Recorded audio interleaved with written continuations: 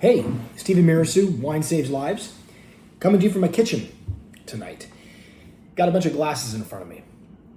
I'm always fascinated by, obviously, everything that has to do with wine, but in particular, all of those things that seem to get in the way of people enjoying wine. The fundamental thing about wine, the most important thing about wine is it's supposed to be delicious. It's supposed to be pleasurable. It's supposed to give people joy. If it goes great with food, amazing. If it takes the cares away from daily life, relieves a little bit of the daily grind, fantastic. If it helps you to get closer to your family and to your friends, amen. Those are all things that wine does extraordinarily well. Connects you to history, connects you to culture, to science, to agriculture. All of those things are amazing. Wine is alone as a consumer good in its ability to connect us to so many different things without our even thinking about it, really.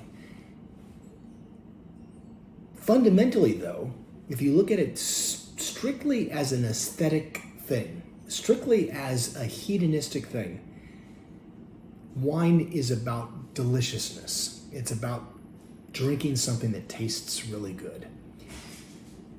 Oftentimes, however, we let certain experts, certain companies who are trying to sell us stuff get in the way of our fundamental enjoyment of wine. They put complicated names on labels, complicated places, complicated varietal names. They tell you should drink wine at a certain temperature and pair it with certain kinds of foods. You should drink it out of only certain kinds of glasses. All of these things tend to get in the way of people enjoying wine, especially younger wine drinkers or less experienced wine drinkers. Fundamentally, again, I use that word, we're trying to make, as winemakers, we're trying to make wines that appeal to people because they're delicious. More experienced wine drinkers can dive into wine, can dive into this bottomless pool of mystery, allure, again, history, commerce, science, tannin levels, alcohol levels, all of the different types of oak, all of the different ways of fermenting, extracting, all of these things, which are beautiful too, which can add to a person's understanding about why they like what it is that they're liking or don't like what they're drinking at that moment in time. Those things are important too. They add color to the outlines.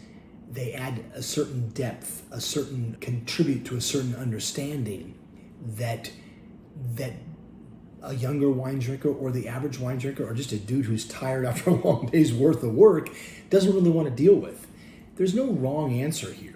There's nothing that makes a wine out of an Oregon Pinot Noir glass or out of a big extreme Riedel glass or out of a Skodux University of Oregon tumbler any worse or any better than any other glass. Drink wine out of anything you want to.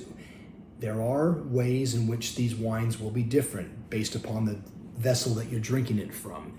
Something like this Oregon Pinot glass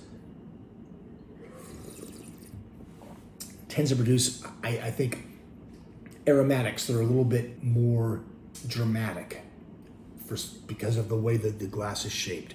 This glass, if all I want to do is run around the house, getting stuff done, having something delicious while I'm doing it, is perfectly adequate. You know why? It's got a bottom to it. It will hold alcohol. A martini glass, same difference. Prefer gin to that particular wine in that particular vessel. Nonetheless, the wine's delicious. It really comes down to just enjoy yourself.